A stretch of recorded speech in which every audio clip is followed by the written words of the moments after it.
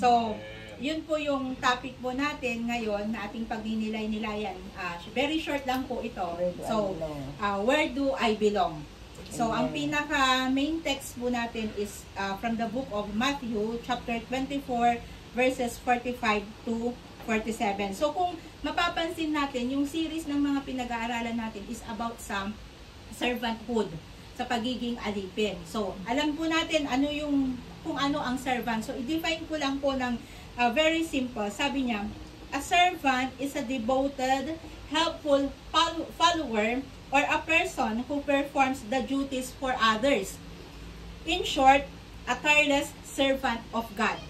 Alipin, in short. Amen. So, makikita po natin doon na sabi niya, he performs the duties for others. Diba? Gumagawa siya, hindi lang sa ganang kanya, para lang sa kanyang sarili, kundi para sa iba. At sabi din po niya doon, a tireless servant. Walang kaparugan. Walang murmuring. Ginagawa niya hindi dahil nakatingin si pastora, dahil naudyokan siya ni cell leader niya, o dahil nasabihan siya ni music team na ganito, kundi out of his own because he or she loves God. Amen. Amen. So, yun po yung nais ng Panginoon. Although, alam ko po na lahat po tayo, walang exemption, na may sablay. Amen. Ako, personally, aminin ko, marami akong sablay when it comes to serving the Lord. Kasi yung hindi mo lang maibigay yung time mo, Amen. yung treasure mo, talent mo, yung 3 T's lang na yun. Kung hihimay-himayin mo yun, lahat-lahat na yun nandoon na. So, ibig sabihin, andoon tayo sa process na gusto ng Panginoon, sumunod tayo beyond limit. Diba? Mahirap.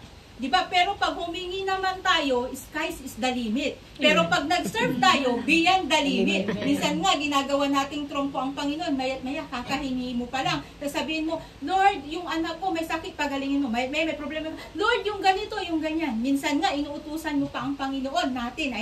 Minsan, sa prayer natin, ginagawa nating security guard ang Panginoon. Sasabihin mo pa, Lord, bantayan mo ang tahanan ko, diba? Ganon tayo makahingi minsan. Pero yung pagsaserve natin na ibinibigay sa Panginoon, kulang na kulang. Amen. Pero sa biyaya ng Panginoon, narito tayo kasi gusto nating maglingkod na wholeheartedly. Diba? Napakahirap po, lalo na tayo, regardless na ano yung trabaho mo, napakahirap kasi.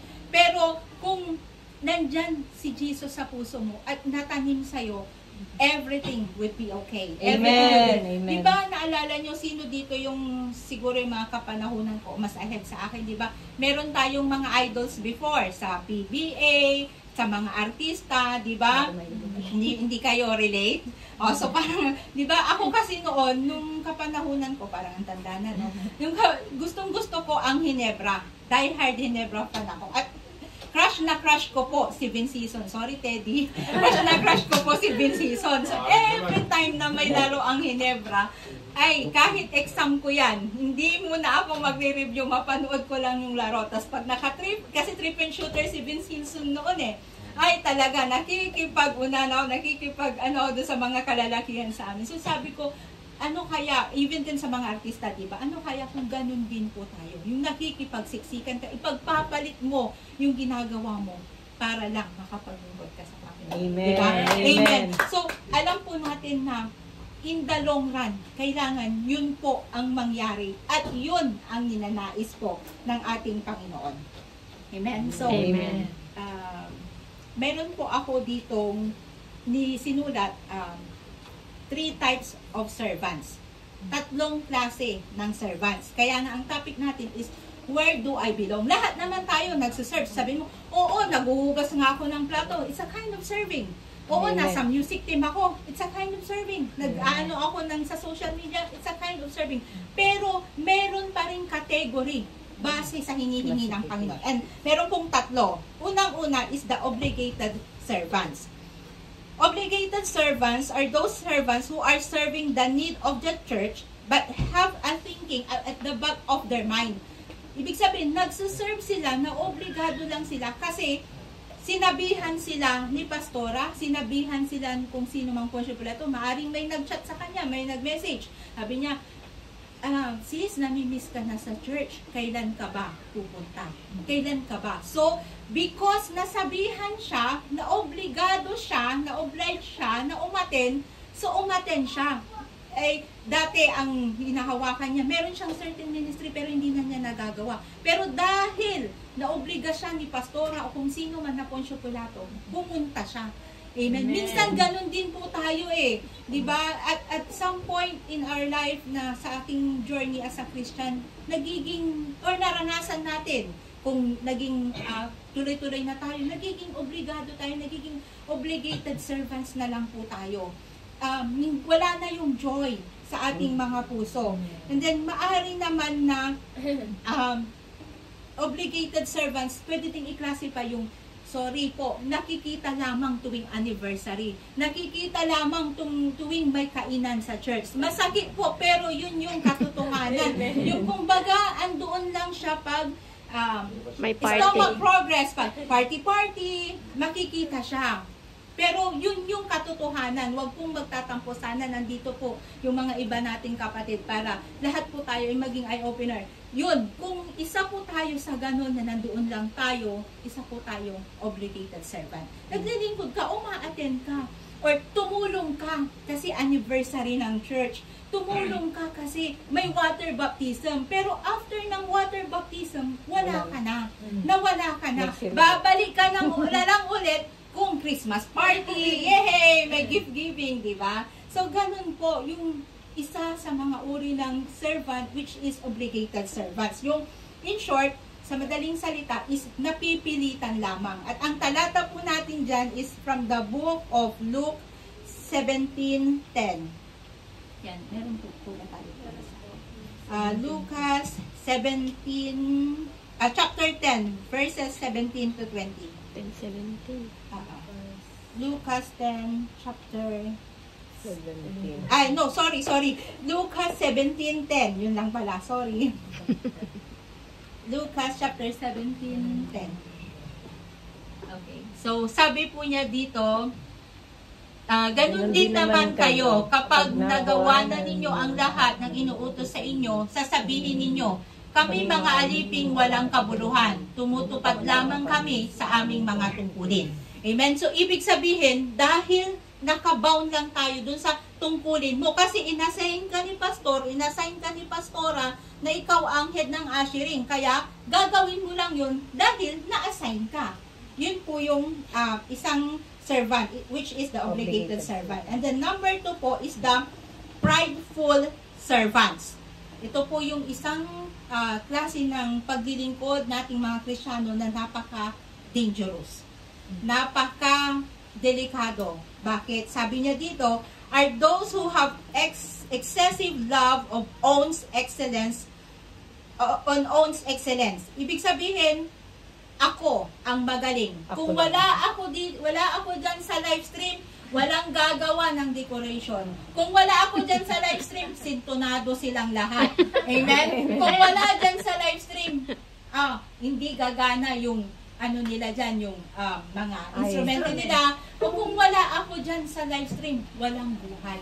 At kung wala sa live stream, watak-watak, kalat-kalat, disorganized. Kung wala ako sa live stream, pangit ang luto nila doon. Amen? So, yun po yung pinaka-delikadong paglilingkod. Minsan mo ba, nagkaroon po ba tayo ng gano'n? Prideful. Kasi ang prideful lang, minsan din yung sabi mo, yung nagturo, ano ba yun? Binasa lang niya. Diba? May mga ganon, hindi natin alam. Pero, sa ating paglilingkod, at alam nyo po kung sino yung unang-una, mayroong 3 Bible character na sinasabing, tawag dito, sila yung pinaka-common. At first on the list is si Satan. Amen? So, kung naglilingkod ka na may ganitong attitude, abay, mag-isip-isip ka. Dahil katukayo mo si Satanas. Amen. Kapatid mo si Satanas. Kasi sabi niya doon, first on the list is Satan. Alam natin, kung titignan natin sa book ng Isaiah 14:12 to 14. Ito po yung sinabi niya sa Isaiah 14 verse 12 to 14. Yung si Satan.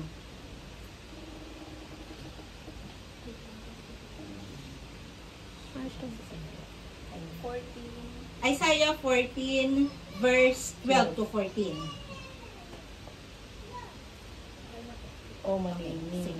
So, sabi niya, magningning na bituin sa umaga, anak ng bukang liwayway, bumagsak ka rin sa lupa at nahulog mula sa langit, ikaw na nagpasuko sa mga bansa. Amen? So, hindi ba't sinabi mo sa iyong sarili, aakyat ako sa langit at sa ibabaw ng mga bituin ng Diyos. Ilalagay ko ang aking trono, uupo ako sa ibabaw ng bundok na tagpuan ng mga Diyos sa malayong hilaga. Aakyat ako sa ibabaw ng mga ulap, papantayan ko ang kataas-taasan. Amen? So, sa ibang salin po, sa English, nung nabasa ko to, sabi niya doon, sinabi ni Satanas sa kanyang puso pa lang. Sinabi pa lang niya, hindi pa niya binibigkas. Kumbaga nasa puso, hindi pa niya namarites, pero nabasa na ni Lord. Amen? Si Satan ay talagang worshipper. Magaling kumanta. Sa ulado niya, kumbaga, he is the perfect, one of the perfect creation of the Lord. Pero bumagsak siya. Ano siya love na love. Kumbaga, right hand ni Lord si Satan before.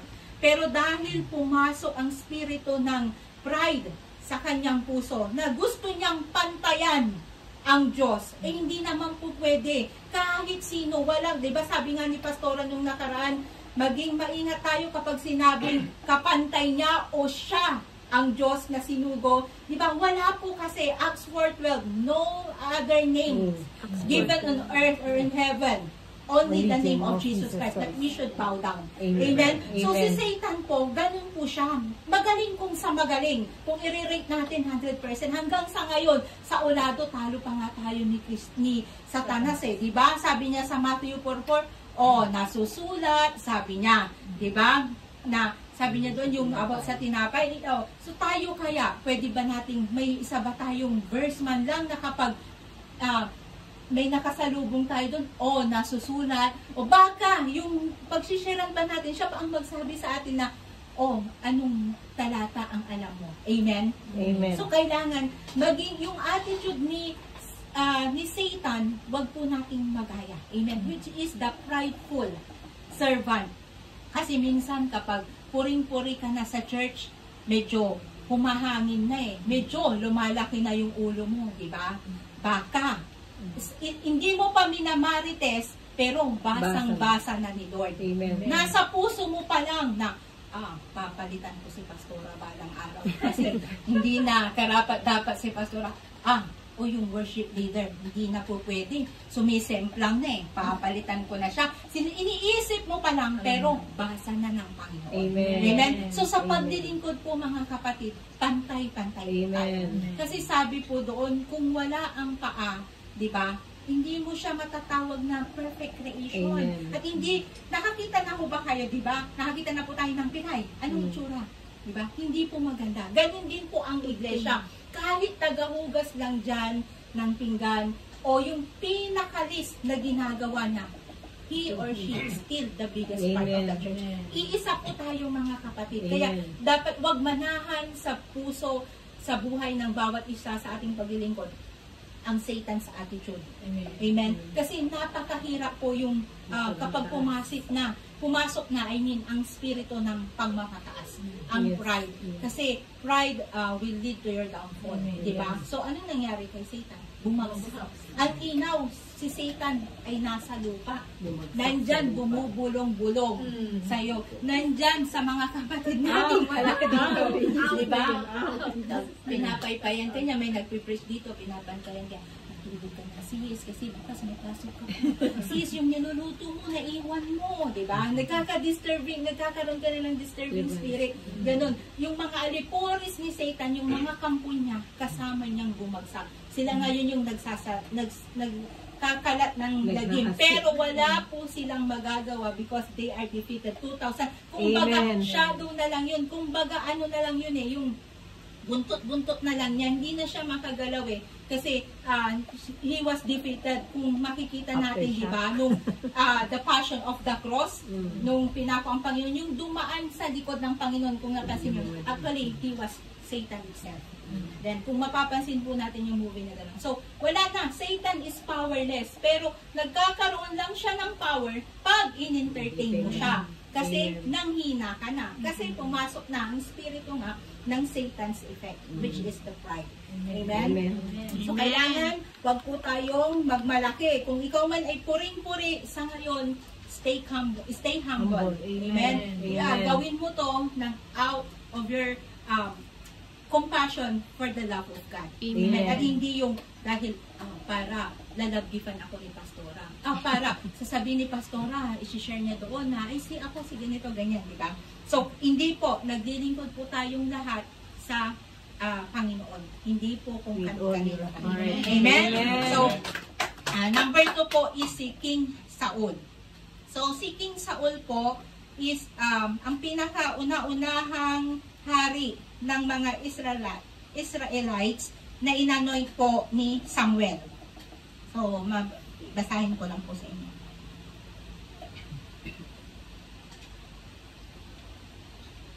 Saul was a son of Kish from the tribe of Benjamin, was the first king of Israel. He was appointed by the prophet Samuel.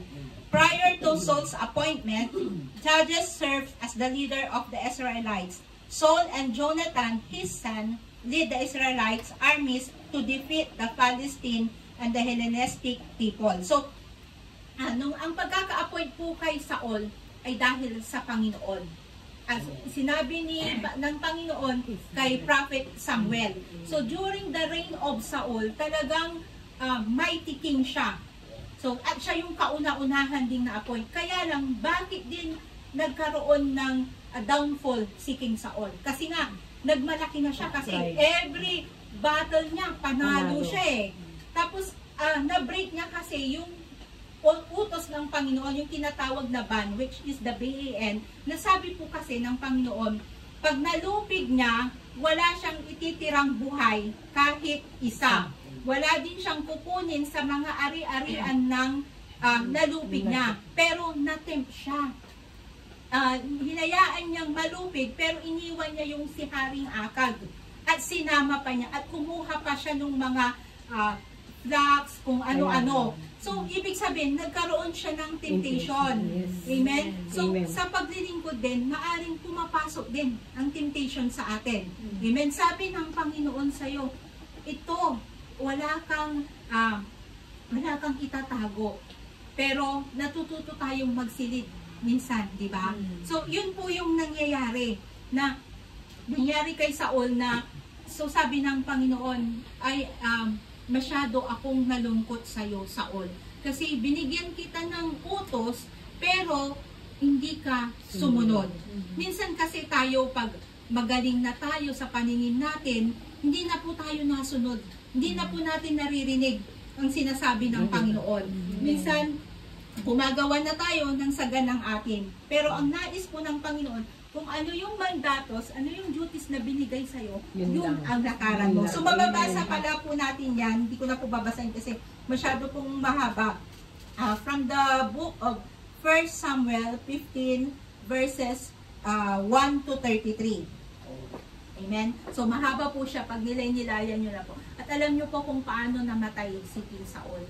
Nung last battle niya, wala na kasi ang covering ng Panginoon eh. Wala na ang protection ng Panginoon sa kanya. Niloob ng, kasi ano sa siya sarili niya, tiwalang-tiwala siya. Sabi niya, maaring si King Saul hindi na nagpe-pray that time. Maaring si King Saul that time, hindi na niya sinisik ang kalooban ng Panginoon. Hindi na niya inaahas kung ano yung nais ng Panginoon. Lumusob siya ngayon, kasama ang kanyang 3 anak at lahat ng armor bearer niya. Nasa saganang kanya, akala niya mananalo pa rin. Pero wala na ang protection ng Panginoon. Wala na ang favor ng Panginoon. Namatay unang lahat muna yung mga armor bearer niya. Nung nakita niya na patay na yung mga armor bearer niya, ang naiwan na lang is yung kanang kamay niya at isang anak niya. Patay na rin pala yung 3 anak niya. Sabi niya, pinaparusahan na ako ng Panginoon. Alam niyo po, hindi niya maatim. Na-realize niya ngayon na, Lord, hindi ako sumunod sa'yo. Alam niyo yung ginawa niya, kinitil niya ang sarili niyang buhay. sabi niya dun sa kanang kamay niya, patayin mo ako. Sabi niya, Panginoon, hindi ko kayang patayin kita. So, ang ginawa ni Saul, kinuha niya yung tabak ng kanyang alipin at idinarak niya sa kanyang sarili. True suicide. Kasi hindi niya maatim na natalo siya at na-realize niya na wala ng protection ng Panginoon. So, nung nakita din nung alipin niya na siya na lang ang naiwan, nagpakamatay din. So, lahat nung mga armor bearer niya, yung mga sundalo niya at talong anak niya at yung kanang kamay niya, namatay yung araw din na yun. So, kung makikita po natin, nakakatakot po yung may ganitong spirit. Yung kapag naglilingkod ka na, magaling ka na sa akala mo, pero hindi mo na pala nasisik ang guidance ni Lord, hindi mo na nasusunod ang kalooban ng Diyos, mawawala yung protection ng ating Panginoon. Minsan din sa ating paglilingkod Kristiyano, maaring lagi po tayo sa church. Maaring wala kang namimiss. Kasi puspos ka nga eh.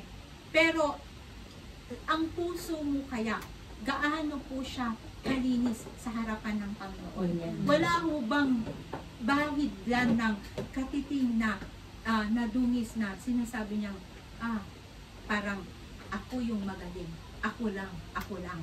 Di ba? So, ibig sabihin sa ating mga paglilingkod sa ating buhay Kristiyano, kailangan wag po tayong tumulad sa, ito kasi yung tatlo na mga Bible character na minention na nagkaroon ng prideful spirit while serving the Lord. Kasi nga, binless nga eh. Imagine nyo, siya ang kauna-unahang hari.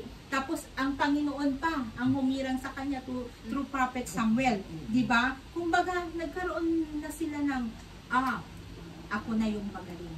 So, kailangan po, maging, pa rin po tayo, humble. Kasi nga, we are serving others. Diba? Hindi po yung sarili natin, kundi para sa iba po. Amen. To God be the glory. At ang pinakalas po is si Nimrod. Si Nimrod po, kung babasahin po natin, siya po ang nagtayo, kumbaga architect nung kapanahunan ng Old Testament, na nag-create ng Tower of Babel. Diba? So, imagine nyo kung ano ang meron of Tower of Babel. So, mababasa po natin yan sa Genesis 10 verse 8. Sinabi po doon na He is mighty, malakas. Malakas po siya. Genesis chapter 10 verse 8 to 12. So, yan po ang buhay ni Nimrod. Siya po yung, in the Old Testament, siya po ang nag-create, napakalakas na warrior at the same time, tapos magaling po siya. Kaya lang, maganda sana yung motive niya eh. Maganda sana yung plano na magtayo ng Tower of Babel. Kaya lang, yung nasa puso pala niya, para maging tanyag siya. Para makilala siya. At hindi yung para ang Diyos ang maihayag. Minsan, nagkakaroon din po tayo siguro. Or nasubukan din natin yung ganitong mga pananaw sa buhay. Amen. Pero ang nais ng Panginoon, kung nandito tayo, kaya nga sabi niya, where do I belong? Sinisiyasat po tayo ng Panginoon sa mga oras na to. Kung saan ba tayo na nakahilera? Kung saan mo ba tayo nasasakop sa mga klase ng servants? Since tayo pong lahat ay alipin ng Panginoon. Nung tinanggap po natin ang Panginoon, along with it, tinanggap na po natin yung pagiging alipin. Yung, kumbaga, we need to deny ourselves. We need na itatwa mo ang sarili mo. Di ba mahirap umalis sa comfort zone? Amen. Amen? Mahirap. Pero kung kasama po natin ang banal na Spirit to the power of the Holy Spirit, kakayanin po natin. Amen. Kaya nga po tayo nandito. Amen? Sa biyaya pa rin ng ating Amen. So, God be the glory. So, si Nimrod po ay namatay, nanilob ng Panginoon. Ang pumatay po sa kanya is si Esau. Pero hindi siya yung si Esau na kapatid ni kakambal ni Jacob. Another Esau po. So, imagine nyo, magsusugo ang Panginoon kung sagad-sagad na yung prideful spirit na nasa sayo, gagamit na ang Panginoon para wakasan ka. So, ibig sabihin, hindi tayo mananatiling or habang buhay is mananatili, ma-achieve mo yung goal mo kung hindi mo isasama ang Panginoon, baka kunin ka na ni Lord. Sabi nga ng kanta. So, sabi ganon, hindi sapat yung magiging mabuti tayong tao, kundi kailangan ay yung pagpapasakop pa rin natin sa salita ng Panginoon. At yung nalalakaran po natin ang kanyang salita. Amen? So, mahirap pong sumunod sa mahirap pong sumunod kung hindi po nagbubukal sa ating puso. Amen. Pero kung bukal po sa ating puso, parang wala lang po, hindi nga po tayo mapapahagod sa doon. Kasi minsan sa paglalakbay natin sa buhay Kristiyano, di ba, kung nakikipagkarerahan po tayo in a race, yung example na lang sa race, di ba, minsan may nadadapa, minsan may naiwan, minsan hindi natin ini-expect na yung nahuhuli, siya ang nanalo. Amen. Siya ang nananalo. Amen. Pero sa ating mga buhay Kristiyano, hindi po, work your salvation in trembling and in fear. Amen. Yun po yung lakaran natin. Hindi po pagalingan ang paglilingkod sa Panginoon.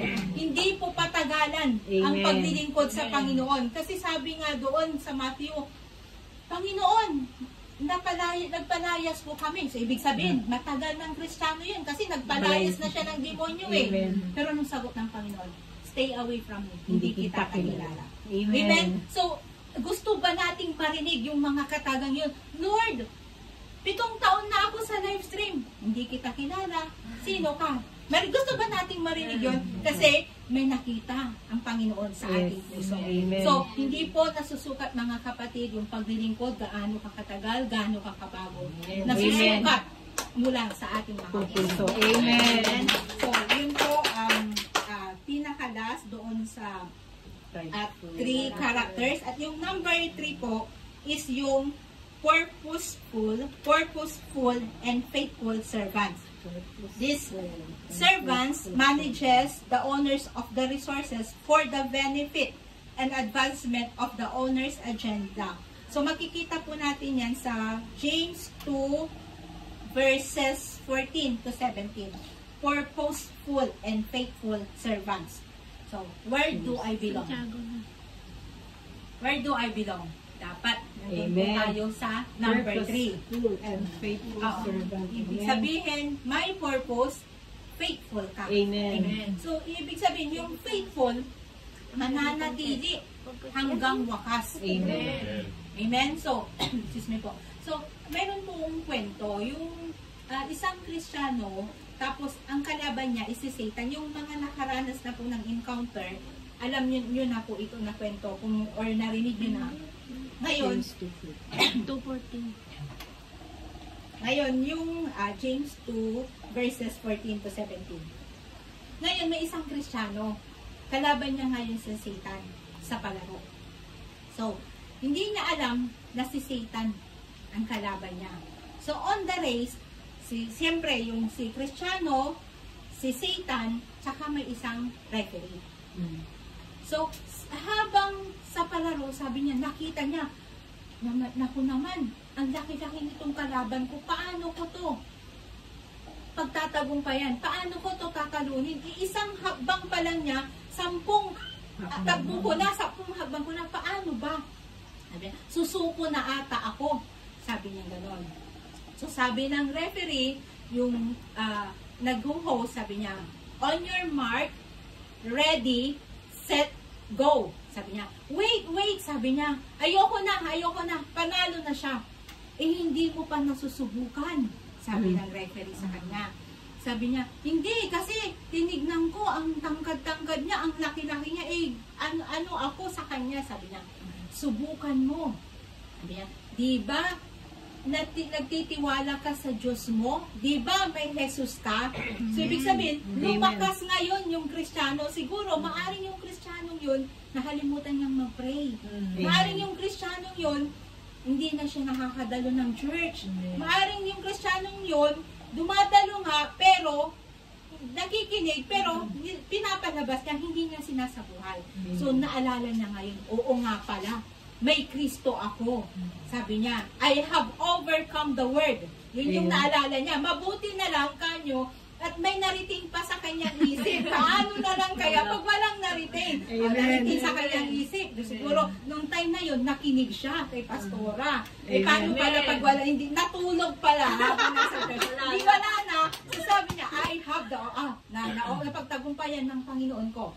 Alam niyo po, nung tatakbo na siya, yung referee pala is si Jesus. Amen. Binaril niya si Satan. Ganon din po sa mga buhay natin, sa ating mga paglilingkod. Minsan ang pagsubok, Lord, gabundok naman to. Pero sabi ng Panginoon, kaya niyang itapon yung bundok na yun sa dagat. Amen. Minsan, hindi po natin nakikita kasi po, natatakpan po tayo. Minsan, naglalaylo po kasi tayo eh. Aminin din po natin. Minsan, nanlalamig po tayo. Wala pong, yung momentum natin, minsan, bumababa yan eh. Diba? So, ibig sabihin, kahit minsan ang ating mga pastor at pastora, hindi lang nila masabi sa atin, pero yung faith nila, andoon. Pero yung emotional aspect nila, sometimes, bumababa po yan. Yung physical din nila, na which affect their spiritual.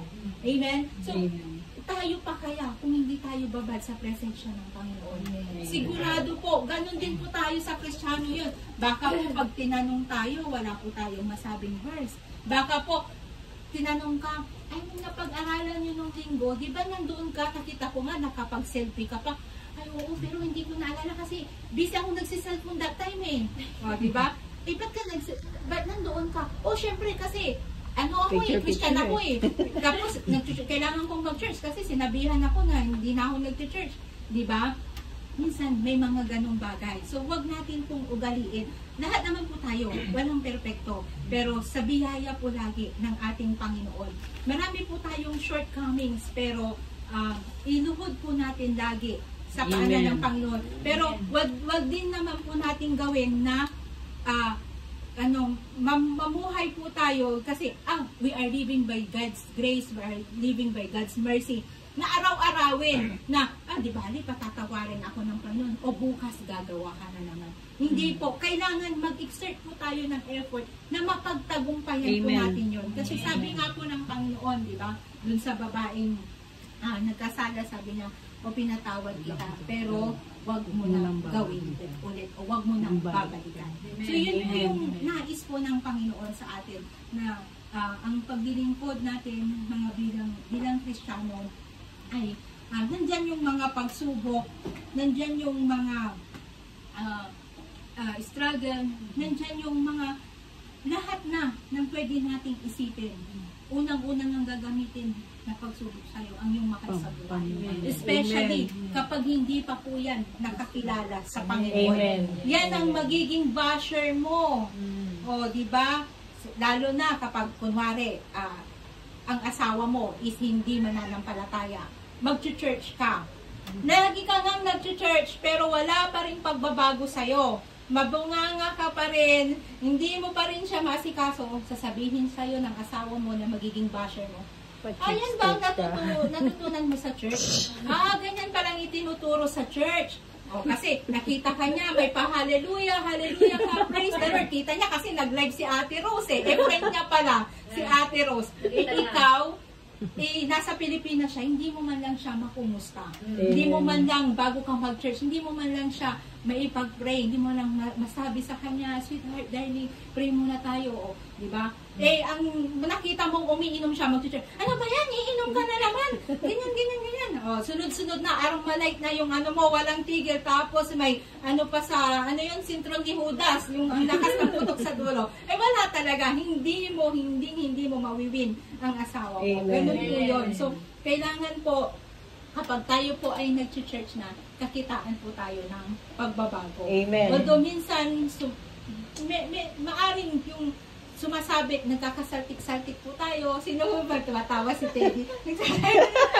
Di ba? Minsan, nasasabihan pa tayo, di ba? Pero, dapat makarecover po tayo sa mga bagay. Kasi, lalo na kapag hindi po mananampalataya ang ating mga kapamilya, tinitignan po nila tayo eh. Akala nila, pag tayo po ay Christian na, hindi na po tayo nagkakasala, hindi na po tayo nagkakamali, hindi na po tayo nakakagawa. So, kailangan, kaya nga, fruit of the Holy Spirit, Amen. long suffering. Hindi lang na Amen. sinabing suffering. Suffering na nga, long Long pa. suffering. Kasi kailangan po nating pagtiyagaan. Kailangan po nating pagtiisan. Ganun din po dito sa church. Pagtitiis hanggang Amen? lahat. Amen. Ganito din po sa church. Kung may kinatitisuran ka, luging-lugi ka, kapatid. Kung may kinakagalitan ka, luging-lugi ka, kapatid.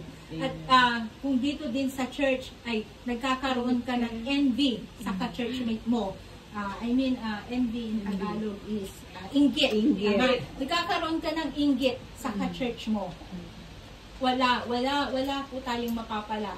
After ng envy, inggit, ano na yan, maninira ka na. You will have rebellious spirit hanggang magiging prideful ka na at magiging yun na ang cause ng downfall mo Amen. sa Christian. So, lagi po nating tandaan mga kapatid sa ating paglilingkod, iisa po tayo. Amen. Iisa po tayong katawan. Kasi di ba kapag sa atin na, as a human being, pag masakit ang ulo mo, damang-dama, sakit ng kalingkingan, dama ng buong katawan. So, ibig sabihin, kapag ang isa sa atin, because we are the church, hindi ito ang building na to, Yeah. but we Yeah. is Yeah. the church. Kapag may sakit ang isa, dapat nararamdaman ng bawat isa. Amen. Kaya lang, baka tayo pang nauunang mga leaders ang magkakanya-kanya. Amen? Ibig sabihin, pakialam ko sa'yo, ako nga rin may sariling problema. Di ba? Amen, mga kapatid. May nakapag-open po sa akin, may nakapag-marites po sa akin, o di ba? Advance na ngayon. So, ibig sabihin, iisa po tayo mga kapatid. Kung may dinaramdam po ang head of the church, ang ating pastor at pastora, kailangan kaagapay po tayo doon. Amen. Kung hindi po natin nagagawa, mag-sorry po tayo. Unang-una sa Diyos, pangalawa kay pastora. Kay Amen. pastor. Sorry po, Amen. pastora. Sorry po, pastor. Umpisahan nyo na. Di ba? Or sa kapatid po natin. So, yun po, mga kapatid, where do I belong? So, yun po. Amen. Ngayon po tayong lahat. Sa Lord. Amen.